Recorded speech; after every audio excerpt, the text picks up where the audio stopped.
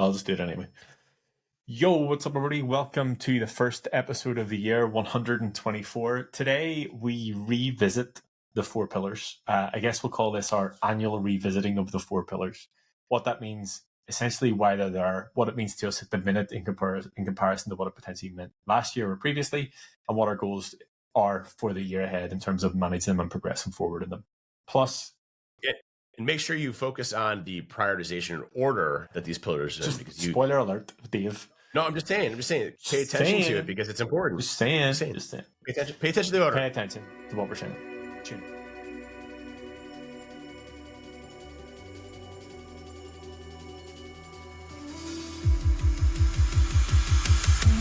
You know that there has had to have been some sacrifice, whether it's time or nutrition or whatever it is. Recording of myself talking about having a relationship with my chest.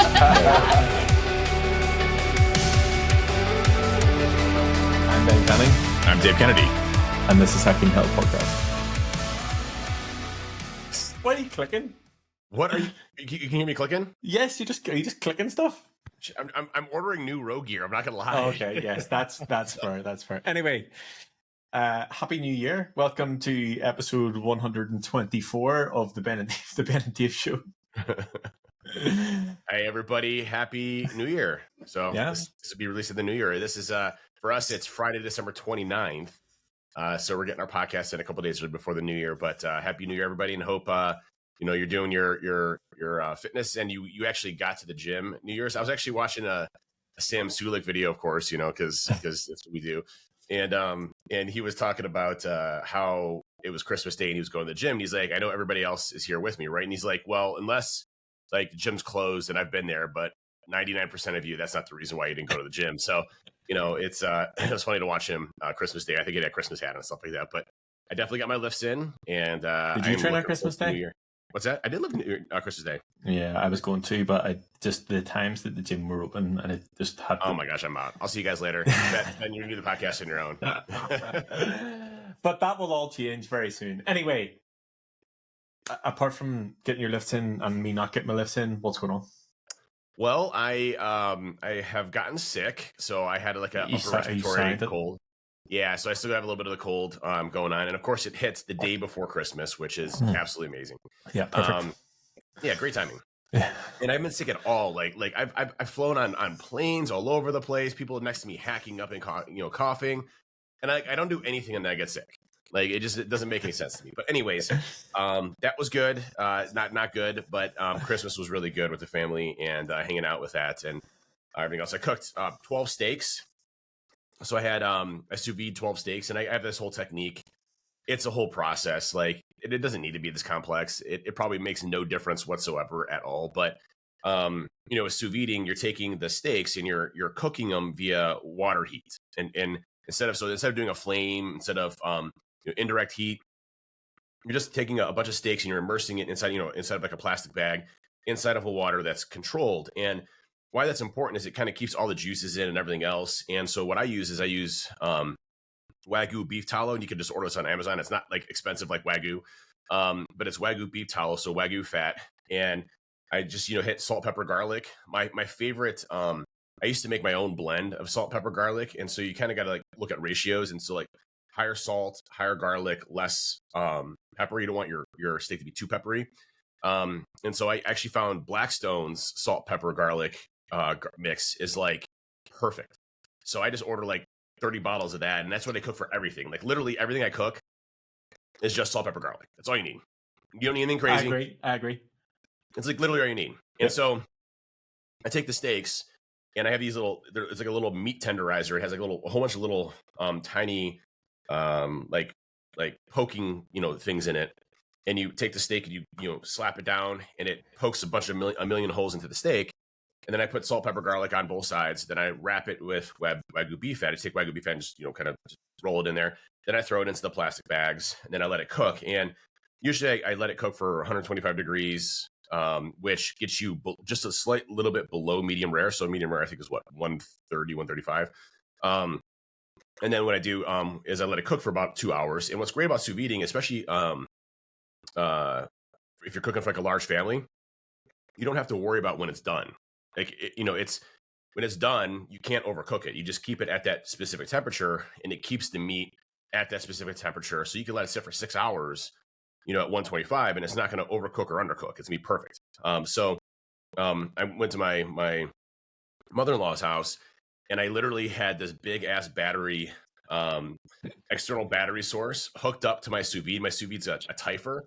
It's overkill. If you want like the coolest, massive display screen, hit a button here and it cooks it automatically for you with a whole pressurized system, Typher is the one to go to. It's like the top of the line sous vide. It's ridiculous. It's like there's no reason you need something like this. You can literally just get one of the sous vide tubes and a plastic bin for $150. The Typher I think is like $1,000 maybe or something like that. I don't know. It's something ridiculous. Anyways, I got this battery backup, and I literally in the back of my Tesla, because my Tesla I didn't have a converter for the cigarette lighter for a normal outlet. It doesn't have any plugs, and so I ran the battery pack to the sous vide. I literally had this bucket of water in the back of my trunk with 12 steaks running in it, with this battery backup. And my wife's like, where are we going to put the rest of the stuff, like the presents I'm supposed to bring? I'm like, that's not my problem. My problem is the steak. So I don't care about anything else. I'm in charge of one thing, and it's in the car. I have one thing that I'm in charge of, and I'm going to do this well. I don't care about the presents. We ended up figuring it out. We just left the kids at home, and then just kidding. But then I got there, and then I have a sear box that is and I heavily recommend a sear box for steaks. Like for me, even if you don't do the sous vide or any steaks whatsoever, a sear box is if you like steaks, it's like the golden standard, and they're not too bad from a pricing perspective. I have the Schrank grill, and it's an infrared sear box that uses ceramic tiles on the top, and it just gas, propane. I have it hooked up to my natural gas. It has a natural gas converter, and it'll sear at 1500 degrees, very similar to like a broiler at a really good steak place. And so when I get done with the sous vide at 125, I literally take the steak and I, throw some more salt, pepper, garlic on it again.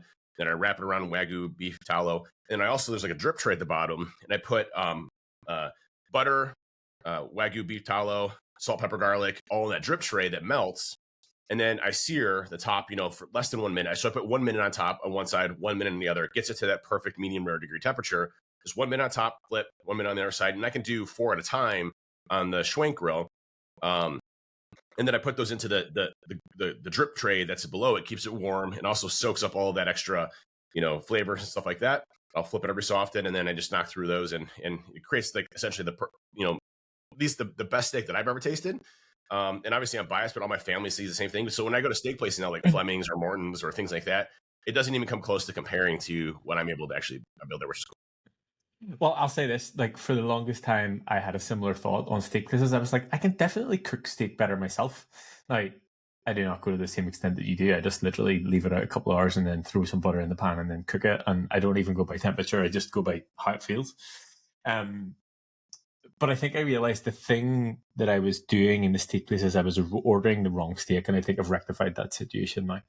I think I meant to do this to you, but I haven't shared on the podcast. So if anybody has any tips, please send them my way. I got a big green egg for my birthday, so there's going to be lots of barbecue adventures, potential vlogs, potential SOS videos. So if anybody has any of that, I'm going to have to. It's like I've looked at it, and I've looked at like the accessories, and I've looked at like I feel like you almost need a degree to actually be able to use it. It's not just like plug it in and turn it on. It's like you need to learn how to actually build fire and manage temperature and like the timings and stuff. So. Yeah, stay tuned for the adventures of Ben and the Big Green Egg. That's a great name for a book. So the steaks were a success. The steaks were a success, but the presents got left behind. Yeah, but I mean, aside from that, I cooked a bunch over the holidays. I cooked chicken breast yesterday for the kids. Aaron and I went on a date night last night, so that was fun. And but just kind of enjoying this time, getting a lot done, catching up on stuff, and then I'm leaving for Michigan today. We're going to go see my grandma up in Michigan here in a little bit. So I haven't seen her. We couldn't go last year. So going this year. And I love that area there. It's like the Saugatuck, Michigan area. It's like right off the lake and just a beautiful area, especially around the Christmas time frames, things like that. It's awesome. So we'll spend New Year's there, head back the next day, and then back to the grind. Nice. Cool. One thing that me personally, and I've realized doing check-ins today, is a lot of people have really struggled being out of routine, and myself included. Like I've had an odd week where I felt a little bit I'm gonna say lost is the word essentially.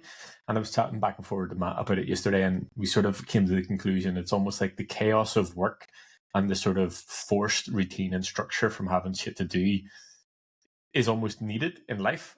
And we haven't established whether that's a positive thing or a negative thing yet, but it's definitely a realization I've had. And from going through all the group check-ins today, a lot of similar comments around like just really struggling from being out of routine and normality. And I remember last year posting a tweet about getting back to routine in the new year, and some fucking smart ass on the internet, of course, was saying that why were you out of routine? I'm like, I'm not saying it's impossible, but it's quite difficult to maintain your routine whenever everything else around you is completely different. Like things are closed, people are off. Like it's just a shit show to navigate. Like kids are off. Like it's not a normal situation. So I have tried to sort of establish that a bit back in today.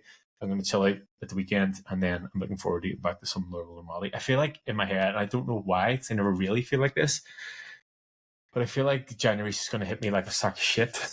I think because events coming up and a couple other bits and pieces, like I just think there's a lot of stuff going on, which is good. But I'm like almost like, am I prepared enough for this? But I guess we'll find out in the next couple of weeks. Yeah, I will say that, when you're at home, you're with family, you're moving around like crazy, all those things like totally jack up your routine. No question about it. The biggest thing is getting back onto that train and being able to be consistent with it, right? And everybody has New Year's resolutions, at least a lot of people do. For me, I think I'm realizing that I want to get up earlier and knock things out faster in the morning. I'm finding that I get distracted too much and that I'm spending too much time in the gym. And just because I'm doing so many different things, and I really just want to focus on that intensity. I'm not asking Levi because he's always the one that will cut the sound bites. Can you just cut the sound bite of Dave spending too much time in the gym so I can send it to him like every day? I spend too much time in the gym. And then second is to prioritize the biggest things that are most important to me. Because there's so much. That's the thing that I think we all struggle with, is that there's so many distractions in our lives, and if we try to do everything in our life, we would just be consumed with everything that we just couldn't handle, right? And I think a lot of us try to go after kind of these short-term things that are easy for us to address. When it's, oftentimes you have to take kind of a step back and like, hey, what's actually important for me to invest my time in and focus on and enjoy doing? And so for me, I think I let, just a lot of the distractions of this year, just so much stuff going on in business and family and life, and and so many outside influences, people wanting my time and people wanting me to focus on them. And I'm not saying I'm not trying to do that, but I don't necessarily have all that time to be able to give. And so I'm going to focus less on the distractions and more so on the things that I enjoy doing, which is obviously, this stuff here. I'm not saying I'm spending less time with Hacking Your Health. I enjoy doing Hacking Your Health. And so, so what Dave's saying is we're going to record a podcast every day for the entire year. So we're doing everyday podcast. You're just going to hear us talking the same thing over and over again. It will be 8. And but no, it's I think it's just a prioritization of stuff. And I think when this week and last week of kind of being off helped me kind of unwind and relax and decompress while I was sick and everything else, obviously. But also kind of say, do I really need to focus all my time on these areas here? Can I give it in certain other areas? And what can I do to cut some of my time down? I'll find that my morning ritual takes forever. I'll get up, let's just say it's a Monday, Wednesday, or Friday. I have my testosterone injection. I take my pills in the morning. I take my pre-workout. I have to use the bathroom like 40 times before I do that. Then I kind of sit there and I putz for a bit. And then I finally go and I hit the gym. So you're talking an hour just to get ready to go to the gym. Okay. Then I'm at the gym. And if I don't go before 8 a.m. or 9 a.m., I'm already getting hit up by people. So I get sidetracked with, new things that are popping up or things that I feel like I have to address. And obviously I don't have to. And so then I end up spending 2 hours at the gym while I'm still working. So I'm half lifting and half, spending time on the phone or taking calls or things like that. I have the solution. What is it? Is it cold plunges? No. The solution is you should move to here instead of me moving over there, because I'm 5 hours ahead. So you essentially have 5 hours of your day that you're not distracted by people because everybody's asleep. Yeah, I mean, listen, I'd move to Ireland. I think Aaron would actually be cool with moving to Ireland too. So we'll see. It's sort of maybe when the kids. I only have, let's see, the twins are 13. Those are my youngest. So I have basically 5 more years of having to deal with those a-holes. And then obviously joking. Then maybe Ireland's a desirable thing. So You have so much time. so here's the thing. I got it. So Trish, we can work this out. So Ben moves to Ohio for 5 years while my kids are about to graduate. Then I'll move to Ireland back. So he's only gone for 5 years. Yeah, good luck with that. Trish, don't kill me if you heard this. So yes, you find it easy if you don't get it done in the morning. And I mean, I'm the same. I don't train in the morning, but I find that if I miss specific times on things, the rest of the days you shit show. For example, on a Friday, like my ideal Friday morning is I get up at like 4:30. I spend like 20 minutes getting my head awake, and then I come down and I just sit here in the dark and I get through all my check-ins, and I can do that. And I usually get to maybe about 11 o'clock and I've got them all done. This morning I had to leave Trish to the airport, and that was in the middle of everything, and it's thrown me off. And I've literally just finished my check-ins about half an hour ago, and that was 3:30. And like it's such a small change in things, but whenever I'm out of that routine, it really screws me. So it's like I'm very much routine and structured in terms of my time and when I do things, and I'm actually going to sit and do it tomorrow. And like you said, prioritize the things that are most important to me. I'm going to basically delete everything that's in my entire schedule and then re-put it in a slightly different order. So put time in with Harper, put my own training in, then start to put other things in availability and after that. So that's definitely something I'm going to do this weekend. Yeah, and again, like I think the biggest thing to look at from a prioritization perspective is like what works for you. Like I remember when I first started training with you personally, my workout routine was there's no chance of me waking up in the morning. I have to do my workouts at night, right? And I'm not a morning person. I think you're not a morning person. And it's interesting because I absolutely hate working out at night now. Like I can't stand it. Like I'm all jacked up afterwards. I can't take my pre-workout. I just feel like I'm already run down from the day itself. Whereas if I start off in the morning, I already feel accomplished. I feel like I've already done something and I have the most amount of energy. It's all those things that like I never even knew about, but yet my routine told me I had to do it at night, right? So it's kind of like shifting what you focus on and just getting it done. And instead of talking about it, doing it. And so my goal is going to be, I want to be done like working out completely by 8:30, right? Like I need to be done by 8 or 8:30. So that means I need to wake up at 5 or 6. I should be fine at waking up at 6 or 6:30. And that should give me plenty of time to go and work out. And then what I've also realized too is I was spending way too much time, at the gym, not putting as much effort as I could to do it faster. So a good example is, I would do maybe 4 different movements for a specific body part, which isn't bad, but I was doing, maybe 4 sets of those. I was pausing in between those for long periods of time. So, now I'm doing more like 2 or 3 different exercise movements with 4 or 5 sets for those, and doing those until failure essentially each time. And that has really cut back on the amount of time, but also has really increased my intensity. I still do, a very heavy lift at the beginning, a big compound movement. And that does take a little bit more time, but not as much as I was spending. I'm not taking 5-minute breaks anymore in between, deadlifts. I'm also not trying to hit a 600-pound, PR anymore.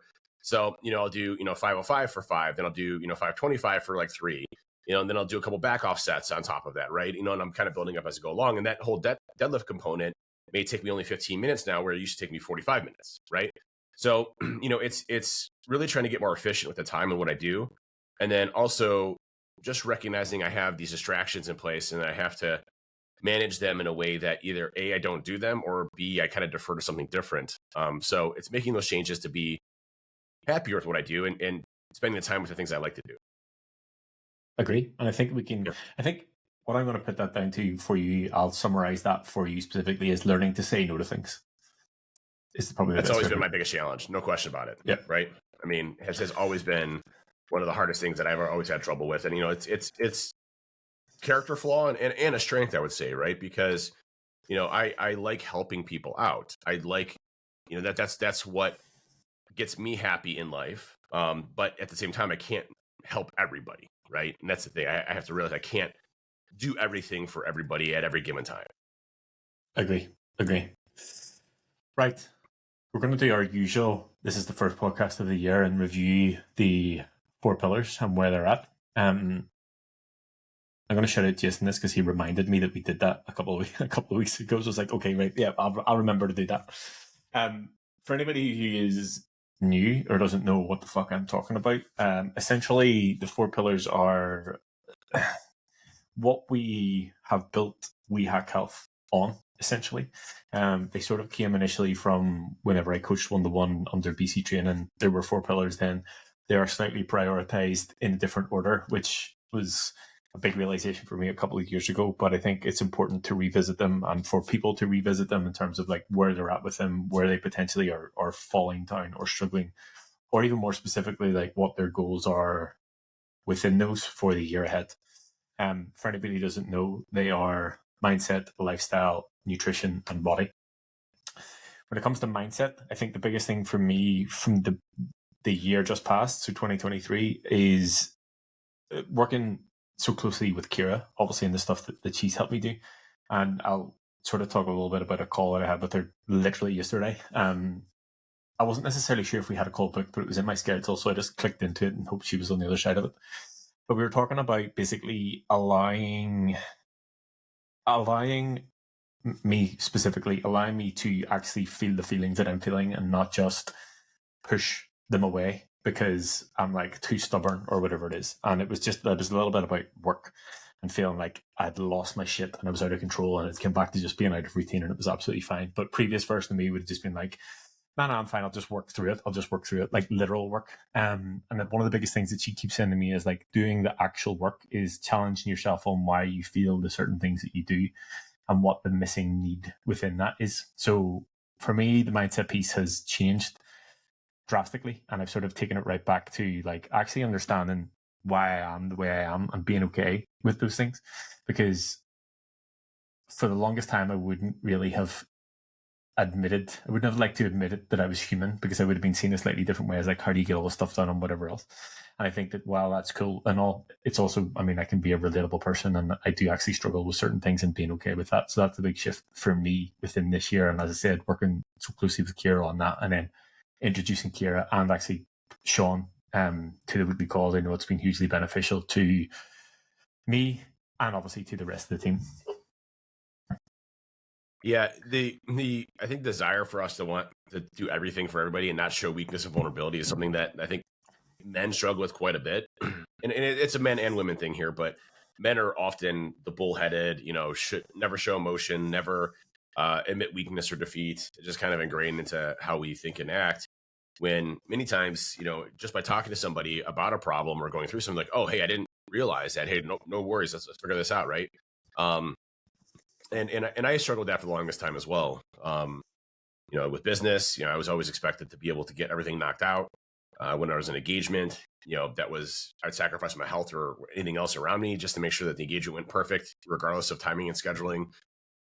Speaking engagements, I'd just accept every single one, which means I'd travel, 80% of the time, away from family when I didn't want to. Again, appeasing other people without focusing on my own prioritizations that are out there. And, the thing that you have to remember is that we are a tribal, race. We band together with other people to make us stronger. And that's how the human, kind of situation works. And that's how we've been successful as a society and as a race as we go through, especially, tiny camps and tribes and, eventually became towns and cities.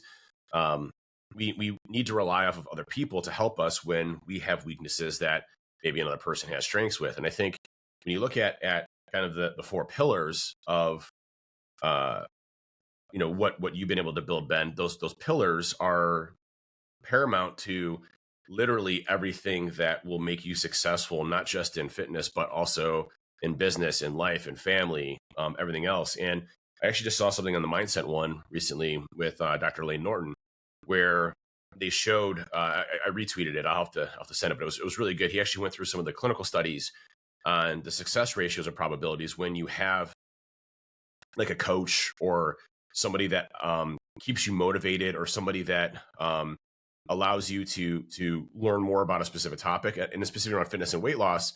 They found that if you have somebody that is motivating you and you're able to change your mindset being the key here, your success probability of having that weight loss and keeping it off is substantially higher than not, right? So A, relying off of somebody else or having somebody else there to help you, and B, somebody that drives you to change your mindset has a higher probability and success factor of you hitting your specific goals and objectives. And that's what we have to remember. I mean, our brains work this way. If we have somebody that cares about us or a community that cares about you, or that wants your success, you're more inclined to not to want to let them down, and two, to actually make those patterns and changes. And I think that's a big difference that, before I started with you, something that I lacked, which was I wanted to change my fitness goals, my health and everything else, but I didn't have the motivating factor there to go and do it. And I think that's where we really have to open up and be, blunt with ourselves and say, hey, if we want to make a change, either A, we need to get some help, or two, we just got to shut the hell up and go and do it. Right. I mean, that's the only two options we really have. Yeah, I think that I'll take this back to whenever I started in the gym. We had our profiles on the wall, and we had to put a quote, and the quote that I put was "Nothing changes if nothing changes." So it's like, if you have that frustration of not being able to do the thing but wanting to do the thing, like, you need to change something. And to take it back to the 4 pillars, originally were body, nutrition, lifestyle, and mindset, and obviously they're essentially reversed. And I think the biggest thing for me is realizing that the mindset piece comes first. And the difficult part in that is it's not necessarily easy or quote unquote sexy to sell that you have a mindset problem. People think that they have a weight management problem or a habit problem or whatever the thing is, but it becomes down to the mindset you have going into that problem. And I think the sort of change for me over the past, we'll say, year has been, I know that I have a strong mindset in terms of my ability to get stuff done and how I think about things. And that's obviously a positive in terms of everything that I do. But the thing that I've sort of focused on specifically in the past few months is trying to find where the holes are within that. Like, where do I lack within that? Like, things that I was avoiding. So, like I said, about, how I actually feel about certain situations, or actually being realistic in terms of situations, or actually having conversations about stuff. And actually being able to pick the holes in that and having honest conversations with myself to see how I can improve. Because I think everything that I've done up until this point, the way I've done it, has been able to get me here, but I need to approach things slightly differently to go to whatever the next level will be. So I think in terms of a mindset thing, whenever I first contacted Kira to work with her directly, she says, I'm a bit shocked because I think you have a pretty strong mindset. And I'm like, yeah, I feel like I do, but there's always room for improvement within that. There is. And that's a continual improvement piece, right? I mean, you're never perfect, you're never better. And it's always funny because I always go back to the first time I heard that you had a trainer. I was like, wait a minute, why does my trainer have a trainer? Doesn't he know everything in life? Like, isn't he a perfect specimen of everything? He hits his macros every day. He never messes up.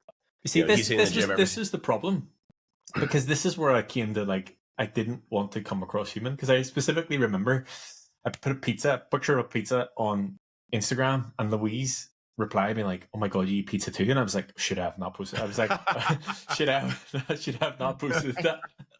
And that was like, oh my god, you're human? What the what's going on here?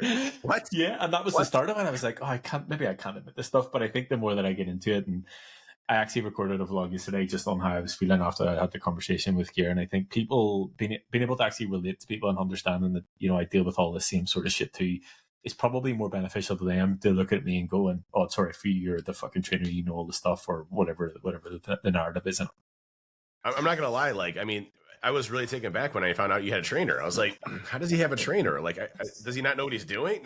Obviously, that wasn't the case, not what I was thinking, but, at the same time, your trainer has a trainer, your trainer has a trainer, and they had a trainer prior to that as well. So, it's funny because, I always look back at when I used to go do Taekwondo when I was a kid, and, we had our grandmaster who was the know-it-all, but then his grandmaster came in, so, there's always somebody that A, either inspires you, B, that continuously wants you to get better, or C, is smarter at you in different areas that you need to learn. And, that's the thing that we have to recognize on the humility side and humbleness, is that, we don't know everything. There's no possibility of that happening. And none of us are perfect. None of us do things exactly the right way. I didn't track calories this week. I was like, F it. I'm not doing it. Yep. You heard it here first. You saw it coming out now. Yep. I'm done. I'm done this week. I'm not doing it. I'm going to go back to it next week, obviously, but not doing it. But so we're not perfect in what we do, and we all fail. But it's I think that the key piece that I always remember, at least with me, and I see with continuous other people, is that they get this spark that I want to make a change, and they're super motivated about it, right? But they don't know what they don't know, and so they go head in without researching, without knowing what to do the most, and then they're basically like, okay, I need to know, I don't know everything, but I'm sure I'll figure it out. And they go and they do it, and then they fail at it, and then they just stop doing it, and then they recognize that they failed, and they won't ever do it again. On the fitness side, it's like, well, hey, I'm going to go do keto. Well, cool. Why are you doing keto? Well, because it'll make me lose weight faster. Well, no, that's not the case. Like, Because the internet says so. Yeah. Raspberry ketones, believe it or not, aren't magic. It's but why are you doing keto? Like, what do you want to accomplish? Well, I want to drop 20 pounds. Do you really want to drop 20 pounds? Or do you want to look good in a swimsuit, right? That's very different than dropping 20 pounds. And how are you going to sustain that when you come off of keto, or you come off of, whatever diet that you're going to be coming onto, right? And I think that's the big challenge, is that instead of understanding the fundamentals around, hey, I need to make a lifestyle change, and I need to have somebody that can help coach me through that, they just jump headfirst into, oh, I just read an online article that just says I have to eat meats and cheeses all day long and I'm going to lose weight. Okay. And they may have some success with that, right? But trust me, after a month or 2 or 3 of keto, you're going to hate meats and cheeses. Like, it sucks ass. Like, it is awful. And so for me, guess what? I had some homemade eggnog the other day. Had some yesterday. I had some creme brulee. Didn't care. Still hit my goals. Everything's good. I'm not worried about it. I made a cheesecake for Christmas. It was 733 calories per slice, and it was fucking Did you slice a lot? delicious. No. Okay, well, I was going to come over, but it's fine. But I think that sort of ties, I guess this bit ties into the next bit in terms of lifestyle. And I think that more and more I see whenever I'm having strategy calls with people is they talk about they want a different lifestyle. And I think, well, I'm hoping that it's come from them hearing us talk about it being a lifestyle and not just being a quick fix from A to B. And I think that that's something that really takes time to change, because, your habits and your behaviors and your life is based on your job, your family, the things you have around you, things you enjoy doing. And it's hard to start to like put other bits and pieces in that, whether it's track your food or whether it's prep your food or whether it's the gym or cardio or whatever else. It's hard to start fit things into what essentially is already a busy life. And I think that the reason that I approach things in the way that I do on okay, this is your baseline, what's realistic in terms of what you can do now, it sort of manages expectations. It's not overwhelming, and it means that we can sort of progress from that. In terms of me and what lifestyle looks like, hopefully going into next year, I think it's safe to say that I focused heavily on work and business this year, and I want to try to start to take some of that time back and spend some more time with Harper, and actually learn to take some time off and learn to give control to other people or delegate things in terms of the team and building that out. So for me, I'm not saying work-life balance, because I don't necessarily think that that's achievable all the time, but I definitely want to tip the scale a little bit more back to sort of buying back my own time within that, and probably more specifically whenever it comes to my own training, because I've been very lenient, let's say, on myself about not getting sessions in, and I actually really prioritize getting sessions in this week, and I actually feel much better for it. So I'm going to really lean in on that. And like I said, I'm going to sit and go through my calendar and basically delete everything and put everything in that sort of prioritizes me and family time over everything else, and then let everything else fit around it. Because I think the reason people become self-employed is because they want the freedom of their own time. And the reality of that is it's a fucking joke the majority of the time, and you don't have that. But nothing changes if nothing changes. So I have to take control of it now, or I'll just continue to get out of control. It's interesting. You talk about lifestyle, and there's a lot of research on what does it take to actually A, learn a new hobby, B, learn something new, or C, make a change to something existing in our brains. And there's varying scales based off of complexity, and our brains are really smart and stupid in many ways. We kind of have our kind of the dumb brain part of it, which is the instant reaction, fight or flight portion. Then we have kind of our rational brain, and you kind of have to fight those two balances where you have instant emotional reaction. And that's, the reason that brain exists, part of our brain exists, is in order to, say, hey, if there's a lion that's about to attack us, do I fight it or do I run? What's my probability of survival? Definitely right? fight. And you 100% fight. definitely, 100%, no matter what. Whatever the situation is, you have a broken arm, you're still fighting him with one arm. That lion's going down. Bear, same thing. You're going right for his face and punching him. Don't even let him make the first strike. You strike first, strike hard. When you look at that part of the brain, that's in our emotional side, right? So, you ever get in a fight with your wife and you say something that you is definitely stupid. If you would have thought about it, you're like, I should have never said that. I'm definitely sleeping on the couch tonight. Those are our quick reaction pieces. Whereas, how our brain kind of learns and thinks more rational about certain complex situations is different. So when we're trying to change a pattern of behavior, what our brain looks at and says, hey, am I healthy? Barely. Am I able to, still move? Is my body working in a way that it should? Am I getting enough food? Am I overweight? So I have enough calorie storage. It doesn't care that you're overweight. It cares that there's enough energy to still maintain, to produce, to allow you. And if all those factors are true, which, a lot of us, hunger is obviously still a problem, but majority of us can eat well, and we can get high, horrible, over processed foods that are high in calories, low on making us feel good. And our body says we're good. We don't need to do anything different because we're living, right?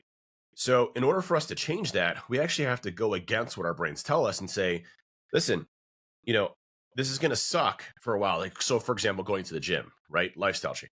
But it obviously starts with mindset. I'm going to have to go to the gym mindset wise. Okay. I have to go to the gym. I have to do this. There's no question about it. I have no other option.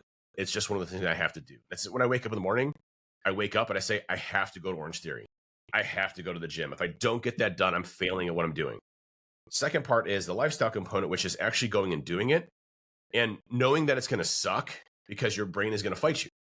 Your brain's going to say, why are you doing this? You already have enough food, which means you don't need to be stronger because you have enough food. So why would I want to do this and waste my time with this when what you're doing before perfectly makes, my belly fine. I have enough, fat storage to be able to live for another 6 months without eating. We're good. So you have to go against that grain of your brain and say, this is my new hobby now. And so, and I see this with all the new people coming into BC Fam and hacks and, ones that start to take this now into a lifestyle change. It takes a few months, or it could take a little bit longer, but sometimes it's a few weeks, sometimes it's a few months, but their brain finally says, okay, this is good for me. I need to do this now. And it turns into, instead of it being a chore, it starts to become more of an obsession or a hobby, right? And so now you have a hobby in your lifestyle that is making you healthier, making you live longer, making you live happier. And there's so many different studies on why weightlifting or doing some sort of cardiovascular work or things that are tough for our bodies makes us happier. One, it releases dopamine. Two, it actually engages a lot of our DNA structure that helps with repair, making ourselves stronger, which is good for our body. Obviously, our bodies are designed to be under some sort of stress. And so, these good things start to happen. You start to see the results of that as you go along, but you may not see the immediate results of it in your waistline because it takes time for these lifestyle changes to actually go and work. But what I can say is that if you stay, and this is like the simplest form of it, if you have the mindset and lifestyle and you stay consistent with what you're doing, you will see results. Now, the intensity changes. So if you're extreme intensity, you probably will have faster results. If you're hitting your macros every single day and you're hitting the gym every single day at a high intensity level, you will see faster results. But if you're in the middle ground there, you're still above what you did before. You're still going to see progress. It just might not be as fast. And you can start to, slowly get to this spot where you're hitting a certain point and you're now skyrocketing to a different level. So, the mindset is the component to get you there. But the lifestyle and changing your patterns of behavior and fighting, your brain to say, I have to do this, to where it starts to actually enjoy it, that's where the results start to come from. Yeah, and I think I'm not going to say one is more important than the other. I definitely think they all go hand in hand, but I think that it's not necessarily whenever it comes to results, speed isn't always better. And I've had a couple of people say to me recently that they know that they could be getting results faster, but they also know the thing that they're doing right now is sustainable and they could do it forever. And one thing I've started to filter in, and I've mentioned this like when I have initial calls with people, like my goal is to teach you what you need to do or what you can do that's sustainable, that you can get results long term. 90% of the time, that's what we will do. The other 10%, we will like push it. We will see what is specifically not sustainable but can get results quicker, just so you know what you're capable of or how much you can sort of, I guess, move the needle on it. So quicker results, not always better. I think that if you can sort of take your time with it and spend time actually building the habits and build the behaviors, you have I guess a longer runway in terms of the amount of time that you can be successful for. When it comes to nutrition, this is a big one because we've talked about what the plan is for January. I haven't actually sat down and mapped it out yet, but I do know that I need to, because I know this isn't going to happen by accident. I'm definitely going to do it. I know you said you're going to do it, and I'm going to put it into chat. I'm going to focus heavily, definitely in January, but hopefully I can continue it for the rest of the year, on consuming as much of my food through whole foods as possible. So trying to take the ultra processed stuff out as much as possible, just to see, number one, what the impact is on my body, how I actually feel. So I got blood work done last week. I actually get the results back today. So it'll be interesting to see after a month or so how that has improved, just actually from changing the quality of the foods that I eat. I did toy, obviously, if you listen to the podcast, I did toy with the idea of doing the carnivore diet, and I sort of chewed on it for a little bit. And I think, given the shit that we give to every single diet that has ever been in existence, for me to then do one of them, I'm not necessarily sure it sort of fits the brand. I maybe will do a little bit more research on it and see whether it's beneficial to try it out at some point. But I do definitely think for myself, and I'm going to push heavily within the team to see if we can do whole foods for the majority, if not all, of January into the rest of the year. Yeah, that's a great idea, and that's one thing I'm going to be focusing on as well. At least for the first month, to try to see if I can handle it. From the sense of not focusing on processed foods, whole foods. You even said you're going to do meal prep. I am absolutely going to be doing meal prep. So this, it's going to be a hardcore cut. I wanted to do it to challenge myself to see, hey, can I take myself to the next level? When you start off with this, and what I've traditionally relied upon, which is 100% true, is at the end of the day, it's calories in versus calories out. Now, there's complexities to that. There's nuances. There's breakdowns in different ways. Fiber, being a big component of that. Our micro gut biome. All of those things are factors into this. But if we consume less calories than we eat, we lose weight. If we eat more calories than we consume or that we burn, then we gain weight. And if we just eat just as much, we stay the same. Same principles and concepts. And that doesn't matter if you're doing keto or paleo or whatever the heck that's out there. It's the same thing, intermittent fasting, whatever. It's calories in versus calories out. When you look at the type of food and quality, I always go back to the book that you told me to read, which is, Own the Day? I have it down here. Yeah, Aubrey Marcus, Own the Day, Own Your Life. Yeah, Aubrey Marcus, right here, which is Own the Day.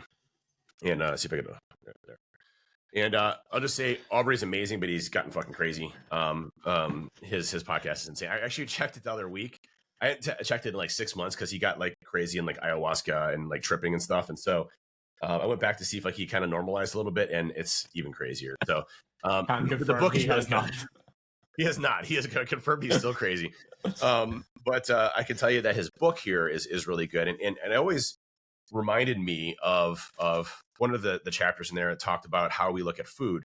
And, do you want to be rebuilding your body with things that are, let's just say you walk into a hardware store like Home Depot or Lowe's, and in there, they have all these products, and when you see the top tier stuff that's more expensive, but maybe it's better wood, or it actually serves your purpose. It's glue versus tape. And so your body is the same way. If we're eating overly processed foods, it may work to kind of repair, but is it actually repairing it well? Is it actually building a foundation for your health and stability, or is it just gluing it together or taping it together with strings and cheese, and just that can literally fall apart any time? And that's really kind of how our bodies work, is that if we're replenishing it with good quality food, natural food that we have learned through millions of years of evolution, those are the things that will build a strong, healthy lifestyle. And there's a lot of studies on inflammation, your body's ability to recover and heal, organ health. All of those things are impacted. Cancer, by the way, being an extremely big component of eating overly processed foods. So it's how do we reduce those risks and how do we build it better? And for me, we always had the philosophy. Let's just say you have 2,000 calories you can eat. Try to get 80% of those calories through whole foods, and another 20%, whatever the hell you want, right? Doesn't make a difference. As long as you're hitting those calorie goals and you're hitting your macronutrient components of proteins. And then typically we don't care either about carbohydrates or fats. If you want to do more fat, cool. If you want to do more carbohydrates, cool. But again, still hitting the same calorie goal, making sure you prioritize protein first, and then whatever happens after that. What I'm looking at in this next cut is, being able to track how you feel on a daily basis is an important concept. What are you doing that's making you feel like shit? What are you doing that's making you feel good? How do you maximize energy production? And one of the things that I recognized is that if I ate carbohydrates around or after my workout, I had the ability to recover and have higher energy levels versus kind of eating them through the middle of the day when nothing's going on. So I try to prioritize carbohydrates around my workout periods. Well, with this next, kind of phase of the cut and what I want to do, it's going to be around how is this making me feel? Am I noticing recovery faster? Am I noticing more energy levels? Am I noticing, GI or using the bathroom in a better way? Those are all things that, I'm going to be looking at as part of this Whole Foods kind of situation where over the next month, starting in January, literally January 1st, got a couple more days left. Big Pop-Tarts for the rest of the year. We're back. We'll get a Pop-Tart, BRB. But and some Skyline chili. But it's one of those things that I have to look at and say, well, is this working for me? And I also just got done getting blood work done, so I also want to see, does it actually have a result and impact in my lipids, my ApoB, and my overall health, maybe my hormonal levels from a testosterone perspective. I'm going to see, what is it doing as a whole? Is it helping me live longer, or is it kind of the same? Is it exactly so? It'll be a nice experiment over the next month, at least minimally. And worst case, I'll be on a very good cut that I'll be able to drop some body fat here soon, which, I'm going to be mad that I can't eat 4,000 calories anymore, but I'm actually getting tired. No, I'm only going to get the 3,000 calories. Hi, sad. 3,000 calories. Oh, I think the thing, a couple of notes. Number one, if you focus on whole foods, you will get more actual food. So it's going to be less calorie dense, so you'll have more food volume. So you probably won't actually notice the difference. The second thing is, for anybody who's listening going, that sounds fucking mad, there's no way I can do that. That's probably fair. And you need to remember sort of like, we both probably eat about 80, if not more, whole foods at the minute. So it's not that much of a change. It's just like refining it slightly. But if you're just starting and you like a total asshole at the minute, then just actually eating, 80% whole foods is probably going to be still good to go. So it's just more of a challenge on this side to see how can we optimize this a little bit more, because yes, you can still get the results by eating 80% whole foods and 20% fucking party time, whatever you want. It's like, I just want to take it to the next level to see, right, okay, what is the impact and how can I make those adjustments and what actually do I really respond well to? Like just being a little bit more in tune with how my body responds to different things, different foods, and certain ways that foods make me feel that I probably don't even really pay that much attention to at the minute. Yeah, and it's gonna be interesting because I'm also gonna be doing no alcohol, which I don't drink that much alcohol anyway. But I mean, I will drink a glass because of wine. Because it's not a whole food, of course. Well, I mean, technically, it comes from a whole food. That's it's just no. Okay. Which leads us to body, and this is, for me, the goal with this is, I'm obviously in the cut at the minute. The goal is to be lean for February for the Phoenix event, and the goal after that is actually just to stay lean. I'm not going to say any other rules around that because I will talk about like fitness and like I'm going to have to run and all these other like weird things that people are getting me to do. But in terms of my body, I just want to like stay lean for the entire year and feel good about it. So we'll be getting until February and then just stay relatively lean, maybe move into like maintenance or slight surplus between February and August, and then basically move into whatever comes after that. So the goal for me is just to get into a better position that I feel comfortable all year round and not eat 4,000 calories and feel like a maniac with the amount of food that I'm eating. Yeah, and I'm hitting a spot too where I feel like I have a pretty good base of muscle mass, and I want to obviously keep that going, but not in a crazy crunch to continue to build it. So you want to enjoy the benefits of how hard you work. So for me, cutting down, starting in January, and then probably into February, and maybe again do like a I little bit of can't a wait. I was surplus. just going to change your calories on Monday. Be like, yeah, no, sorry, maybe didn't get the memo. We're just going to do 1,800 calories per day.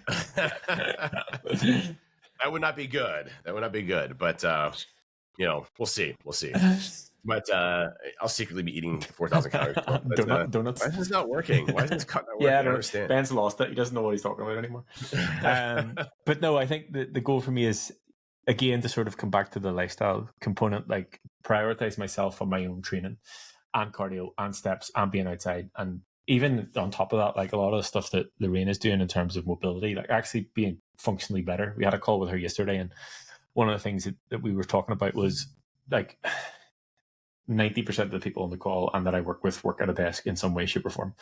It's like, what mobility exercises can we do at the desk? You can do like 5 minutes between calls, or like just to sort of reset your posture or whatever it is. So she's going to create a training around that, and a mobility training around basically what you can do to start to like fight back to all of the years of sitting down at a desk. So the areas that you're weak, or areas that you are tight, or areas that you are overly stretched but weak, or whatever it is, to start to incorporate mobility routines around that to sort of rebalance yourself. So for me, I've definitely noticed over the past few years, I've basically gone from living in a gym to living in that seat or this office, and I've noticed definitely implications in like my overall movement mobility. And I could see her laughing on the call. We were doing like shoulder rotations and my arm was like this, and then next minute it was out here, and she was like, is that it? And I was like, yeah, that's all I've got.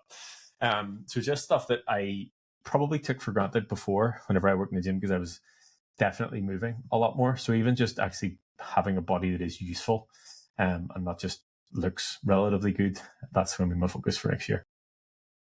It's interesting. So if you look at the 4 pillars, would you say that the pillars are there from a prioritization perspective? First pillar being mindset, and it kind of goes in a chain. Yeah. So literally they were opposite. So whenever I first put it together, it was body, nutrition, lifestyle, mindset. And I had this like, I can't remember when it was, like this epiphany moment. I was like, these are in the wrong order. To me, probably when you're talking yeah, to me. It was definitely I remember it now. It was a conversation that I had with you. Yes. Yeah. Yes. Yeah. Yes. But yes. I realized they were literally in the opposite order. And I think it took, and actually a goal a step further than that. It could have been me in the time that I was at in my life. So potentially whenever I started training, the thing that I prioritized first was my body, because that was the thing that I sort of held my value in terms of how I looked, because I was that coach.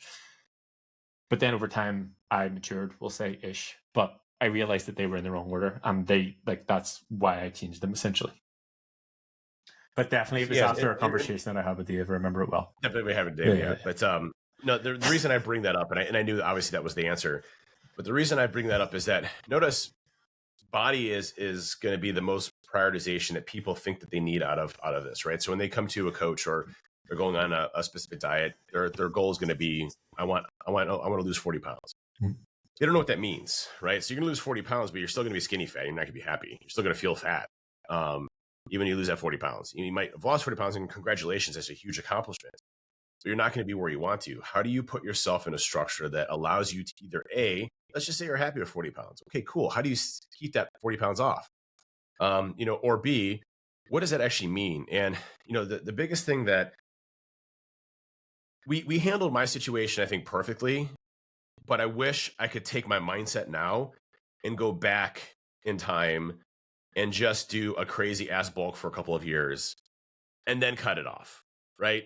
Because the reason is, when we first started, I was super concerned about me gaining weight, because I'd been, I'd had this gastric bypass, and I was still gaining weight, and I had all these issues, gastric sleeve. I had all these issues, and I was losing control of my health again, even after this. And I see this, by the way, commonly with a lot of bariatric surgery folks, where, you get the sleeve, you lose the weight, and then they gain it right back again because you don't change your lifestyle. And that's exactly what happened to me. I was gaining the weight again. I couldn't control the situation. And so when I joined with you, my first goal was, I need to lose this weight that I put on. I have to go back to what I was when I first had the gastric sleeve, because that's what made me happy. And, I didn't realize is that, well, when I'm skinny, that doesn't mean I have a great physique. It means I, don't have a bunch of fat overhanging when I sit down, in a chair. But it doesn't, I look too skinny. I look pale, in many cases, especially looking at when I got down to like 185 when I had the sleeve done. And what I needed to realize is that this is going to be a process of I'm going to gain some fat again, a little bit of it, but I'm going to be gaining muscle at the same time. And each year that I do this, I'm going to have more muscle. And then when I cut that fat away, I'm going to look way better from a physique perspective. And last year is the first year that I really got this, I think, to say that I was extremely happy with where I was at in my body. Right. I took my shirt off and I was, we went to St. Thomas to, the Virgin Islands. And I was on the beach and I felt insanely confident with my shirt off. I felt great. And I had a better physique than literally anybody on that beach there at 41 years old, or 40 years old. I was 40. So, it's one of those things where, but it's taken me several years of recognizing that the body is the last phase and that I have to have those other three pillars there first before that body actually comes to fruition, because this isn't a short-term game of dropping a quick 20 or 40 pounds. Now, you should do that just to know that it works and that you have confidence in yourself that you can flip a switch and drop those 20 pounds if you need to. But you also have to discipline the other way, saying, I need to let myself get a little bit bigger so that I can flip the switch again and drop it off again. And that is the crazy part about it. Now, I'm not saying if you want to go super low and slow, you can be in a slight deficit or maintenance and still gain muscle, so you can gradually build over time. There's a lot of ways of doing this, right? But, for me, it was having that confidence in myself that I had to really focus on the three pillars of the mindset, the lifestyle, the nutrition, and have that locked down to a science before I could actually get the body that I wanted.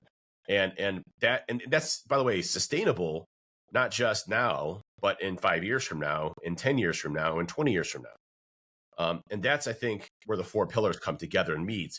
The fourth is the last one to come.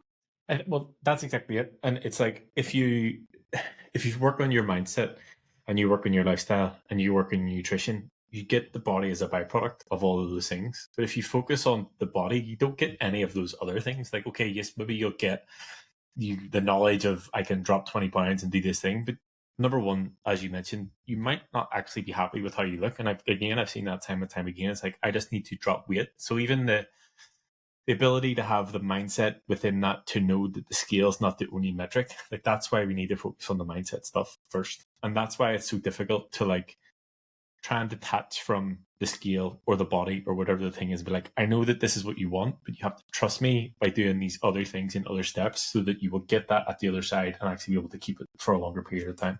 And yes, while it would be great to take your mindset now and go back 3 years and just do a bulk for 3 years, you wouldn't have had you wouldn't have had the belief in yourself that it was going to work. And you wouldn't have had the belief, like it took us to go through the cycles of doing a cut and then being in a surplus and then doing a cut. And you're like, okay, right, this actually does work. And then be like, okay, right, I'm going to do a bulk again. And then doing a cut again. You're like, okay, right, I actually trust this process now. And now you're at the point where like, I'm happy to gain 20, 30, 40 pounds. I'm happy to get to 250 pounds because I know that I have the confidence in my abilities to get back down. And that's, dude, I would have freaked the F out 3 years ago. On the first call, like, right, what we're going to, yeah. I'm like, hey, I'm out of here. See you. Nice meeting you, dude. You know what the heck you're talking about. I'm getting out of here, Yeah. And I mean, I hit 250 there, a couple weeks ago, and I'm like, awesome. Yeah. Hey, 250. It's great. Let's go. I gotta get 260.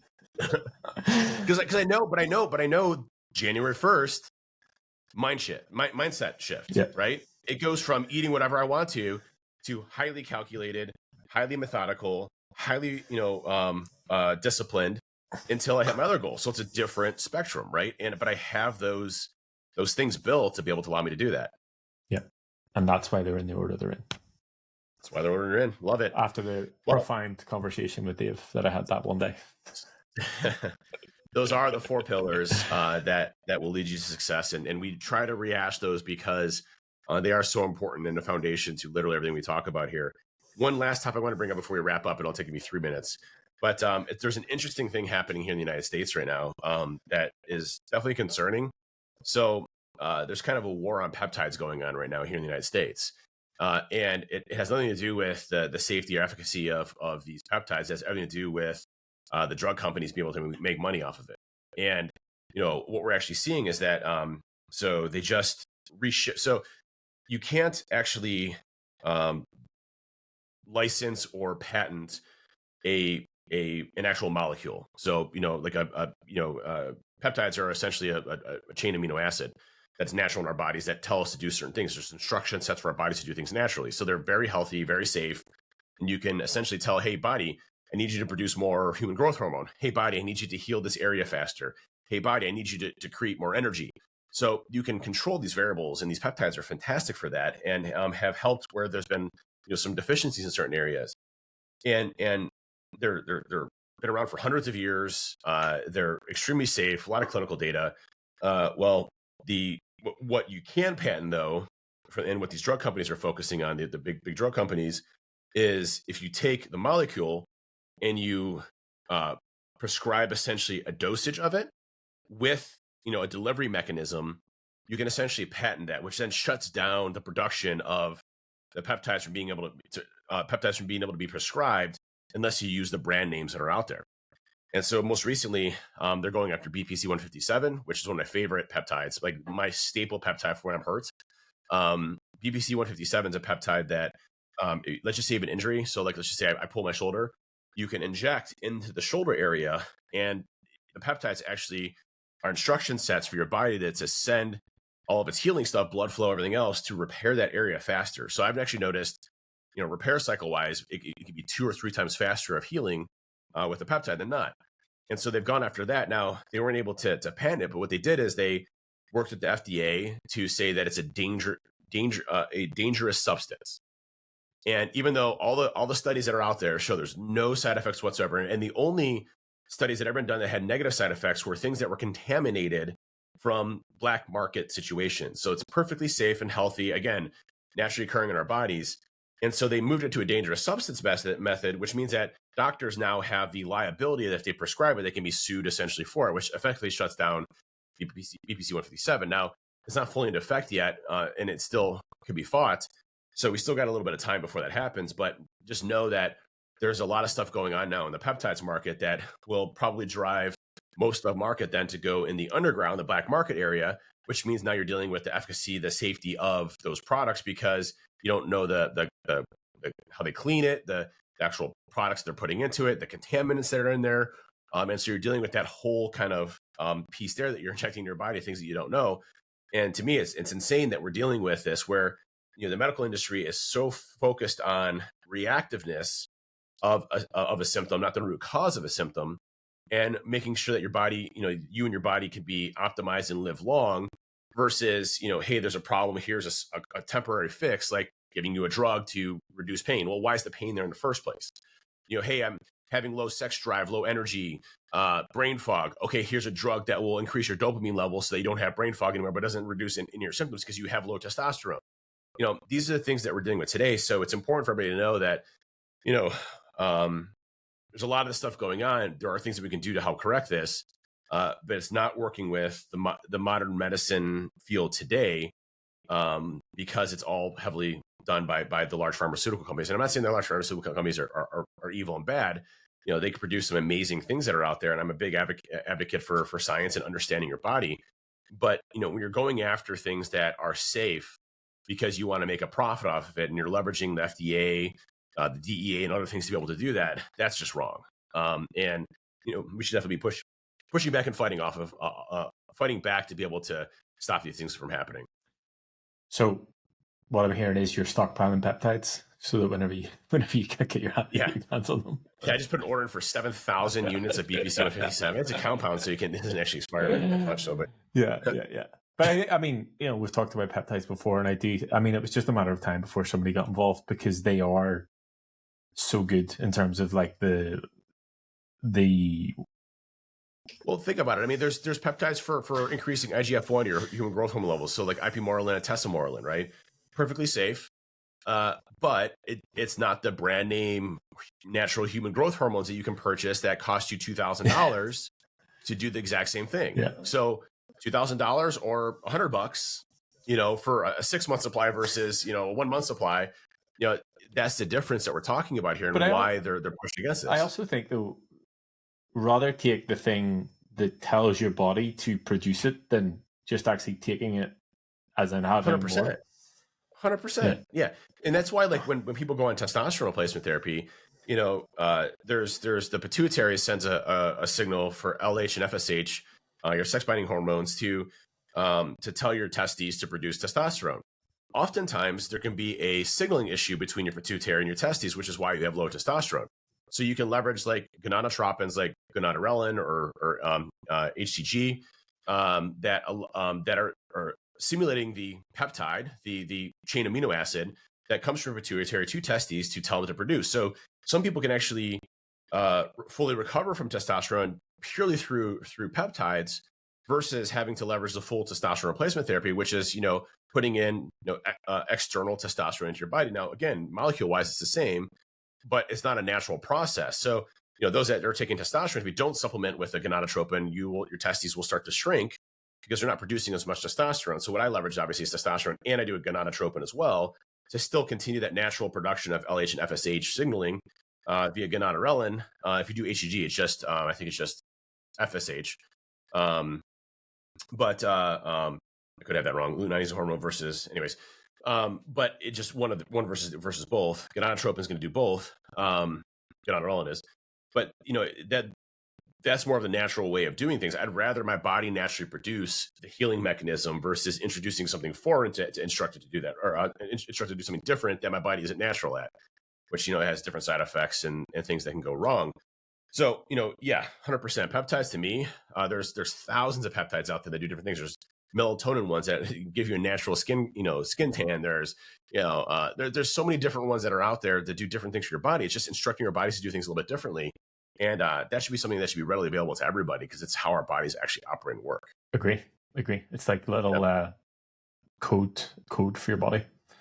It is. It's literally code instruction sets code to tell our bodies to execute a certain function. That's like literally what it is. So anyways, Peptides 101, now you know. Peptides 101. Well, hey, everybody, thanks for tuning into this Merry Christmas and Happy New Year episode.